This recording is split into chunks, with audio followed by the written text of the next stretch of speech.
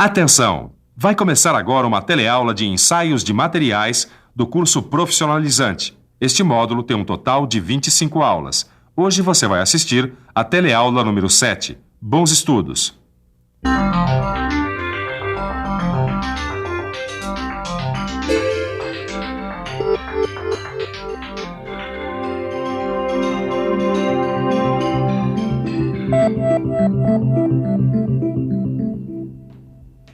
Edgar, fazendo um cisalhamento? Que é isso, Nilza? Tá louca? Ensaio de materiais, meu caro. Quando você corta alguma coisa com uma tesoura ou uma guilhotina, você tá praticando o cisalhamento. Cisalhamento, é? Bom, dessa eu não sabia, hein? E me diz uma coisa, por exemplo, um metal, será que ele pode passar por um processo de cisalhamento? Claro que pode. Aliás, para continuar esse assunto, vamos ver o que vai rolar na nossa teleaula de hoje? Na teleaula de hoje, você vai conhecer a força que produz o cisalhamento. Vai ver como é feito o ensaio de cisalhamento e aprender a calcular a sua tensão. E vai ver como funciona o cisalhamento na prática. Eu acho bom a nossa teleaula começar logo, porque eu tô louco pra ver como é que uma peça de metal dessa pode ser cortada com uma tesoura assim, ó. Aí é que são elas, Ed. Uma tesoura assim não pode cortar uma peça de metal, porque todo material apresenta uma certa resistência ao cisalhamento. O que a gente precisa saber é até que ponto vai essa resistência. Então é bom você ficar de olho, porque a nossa teleaula tá começando, hein?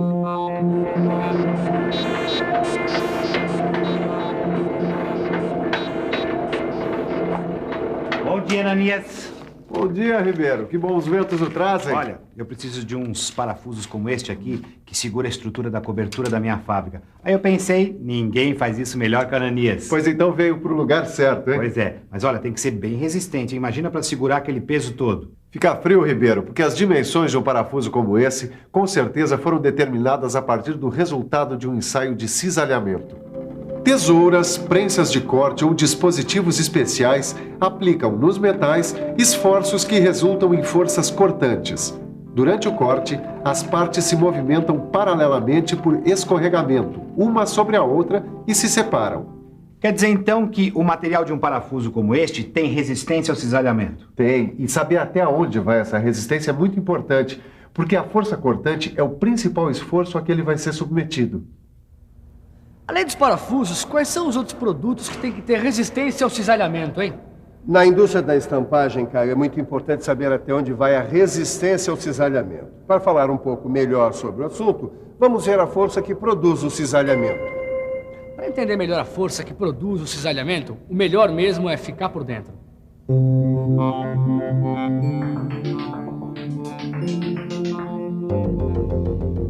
Nos ensaios de tração e de compressão, você viu que a força aplicada sobre os corpos de prova atua ao longo do eixo longitudinal do corpo. Já no cisalhamento, a força é aplicada ao corpo na direção perpendicular ao seu eixo longitudinal. Como resposta ao esforço cortante, o material desenvolve uma resistência ao cisalhamento nos pontos de sua seção transversal.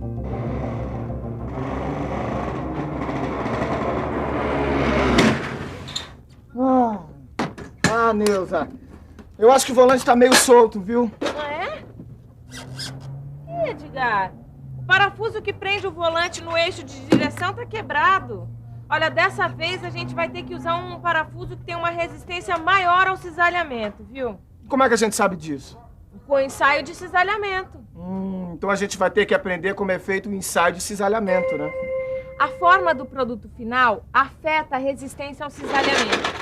Por isso, seu ensaio é feito normalmente em produtos acabados, como cordões de solda, chapas, pinos, barras, rebites e parafusos. Por isso, não existem normas para a especificação dos corpos de prova. Mas será que esse parafuso tem uma resistência maior ao cisalhamento? Olha, Ed, só ficando de olho no ensaio.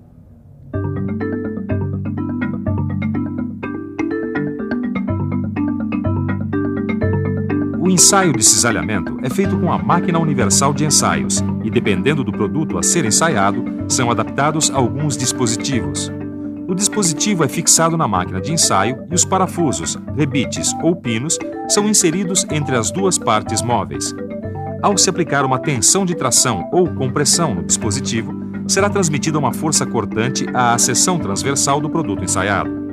No decorrer do ensaio, a força será elevada até que ocorra a ruptura do corpo. Se o ensaio for de solda, são usados corpos de prova parecidos com usados em ensaios de pinos. Só que no lugar dos pinos, são usadas junções soldadas. Sim, mas como é que o pessoal faz para fazer o ensaio de cisalhamento numa barra? Você sabe que eu estou te perguntando isso porque o meu filho adora andar de kart e eu sempre fico com o pé atrás por causa do sistema de direção. Eu tenho a impressão de que os pinos da articulação não vão aguentar o esforço. Então vamos dar uma olhada nesse desenho aqui para ver como é feito o ensaio de barras. Para ensaiar barras presas ao longo do seu comprimento e com uma extremidade livre, é usado um dispositivo para ensaio de barras. O dispositivo tem uma lâmina móvel e uma lâmina fixa. Se for um ensaio de chapas, é usado um estampo para corte e um dispositivo com um punção cilíndrico. Este ensaio determina só a tensão de cisalhamento, que é o valor da força que vai provocar a ruptura da seção transversal do corpo ensaiado. E já deu para perceber que nestes ensaios o que a gente tem que entender direitinho é essa história de tensão de cisalhamento. Olha, e não é nenhum bicho de 7 cabeças. A gente só tem que conhecer algumas formas. Olha aqui, ó. Tensão de cisalhamento é igual a força cortante dividido pela seção transversal do corpo. Caio, dá só uma olhada aqui nesse desenho. Aqui a gente vê um rebite de 20 milímetros de diâmetro que será usado para unir duas chapas de aço. Só que ele tem que suportar um esforço cortante de 29.000 newtons. Preste atenção na indicação das forças que atuam sobre a seção transversal do rebite. Caio, como é que você acha que a gente faz para descobrir a tensão do cisalhamento sobre a seção transversal do rebite? Bom, a primeira coisa a fazer é pensar um pouco, né? Vamos pensar um pouco. Deixa eu ver. Acho que primeiro eu preciso usar a fórmula para descobrir a área da seção transversal do rebite. Fazendo as substituições, eu vou descobrir que a área é de 314 milímetros quadrados. Agora é só aplicar a fórmula para cálculo da tensão de cisalhamento. Fazendo as substituições, eu vou descobrir que a tensão de cisalhamento é de 92,4 megapascal. Depois de realizar muitos ensaios, o pessoal descobriu que há uma relação aproximada entre tensão de cisalhamento e tensão de tração. Ué, como assim? É o seguinte, a tensão de cisalhamento, que é representada pelas letras T e C maiúsculas, representa 75% da tensão de tração, que é representada pela letra T. Pois muito bem, em linguagem matemática, isso quer dizer que TC é igual a 0,75 de T. Ah, então é por isso que se não for possível usar os dispositivos para a realização do ensaio de tensão de cisalhamento, a gente pode usar os dados do ensaio de tração. Os dados de ensaio de tração são encontrados com mais facilidade, mas essa relação só pode ser usada para se conseguir uma aproximação do valor de tensão de cisalhamento. Tá bom, Silvio, entendi tudo, mas eu tô sentindo falta de uma aplicação prática. Caio, eu tô com um probleminha aqui que eu tenho que resolver pro pessoal de produção, olha aqui, que é o seguinte. Eu tenho que descobrir quantos rebites eu vou precisar usar para unir essas duas chapas aqui, sem a necessidade de fazer o ensaio de cisalhamento. Essa vai ser fogo, hein? Que nada. É só você pensar o seguinte.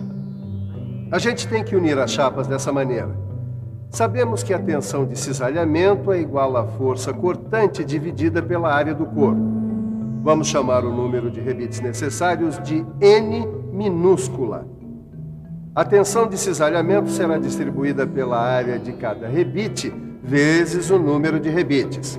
A fórmula da tensão de cisalhamento fica então desse jeito.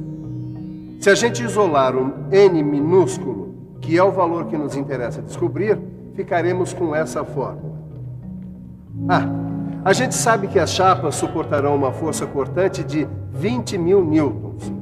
Sabe também que o diâmetro de cada rebite é 4 milímetros e a tensão de tração que cada rebite pode suportar é de 650 megapascais. Eu acho que eu já tenho todos os dados para saber quantos rebites vão ser necessários. Só falta o valor da tensão de cisalhamento, que você sabe equivale a 75% da tensão de tração, que você já conhece. Então vamos lá, né? Bom, se a tensão de cisalhamento é igual a 0,75 centésimos de T, então eu multiplico 0,75 por 650, que é a tensão de tração. Fazendo as contas na calculadora, eu descubro que a tensão de cisalhamento é 487,5 megapascal. Se a gente já tem o diâmetro de cada rebite, podemos calcular a área de sua seção transversal com essa fórmula que a gente já conhece. Fazendo as substituições dos valores conhecidos e usando uma calculadora, a gente vai descobrir que a área é de 12,56 milímetros quadrados. Agora, a gente aplica os valores na fórmula para descobrir o número de rebites. Usando a calculadora, a gente vai ver que n minúsculo é igual a 3,266 rebites. E Silva, não vai dar para unir as duas chapas usando 3,266 rebites, né? Arredondo para cima ou para baixo, hein? O valor encontrado, Caio, é o mínimo necessário, então arredonda para cima. Bom, vou precisar então, obviamente, de 4 rebites, né? Pode deixar que eu vou comunicar ao pessoal da produção. Todas as fórmulas que você viu nessa teleaula vão ficar mais firmes depois que você fizer os exercícios que estão aí no seu livro de estudos. Certo? Agora fique de olho na revisão. E atenção, se liga aí que é hora da revisão. Na teleaula de hoje, você conheceu a força que produz o cisalhamento.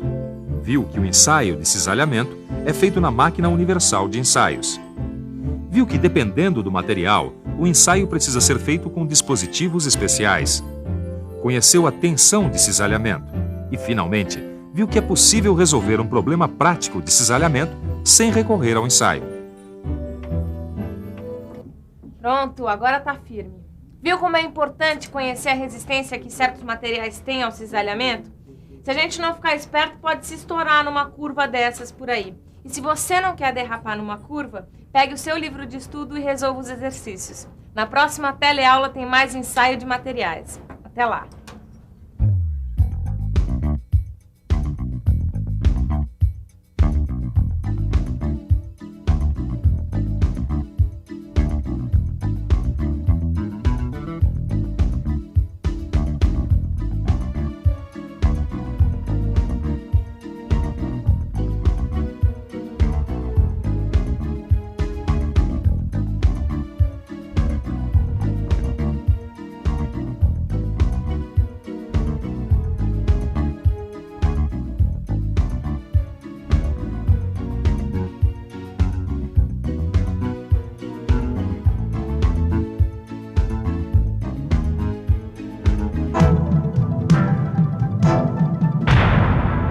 Telecurso 2000, um programa de educação do Sistema Fiesp e da Fundação Roberto Marinho.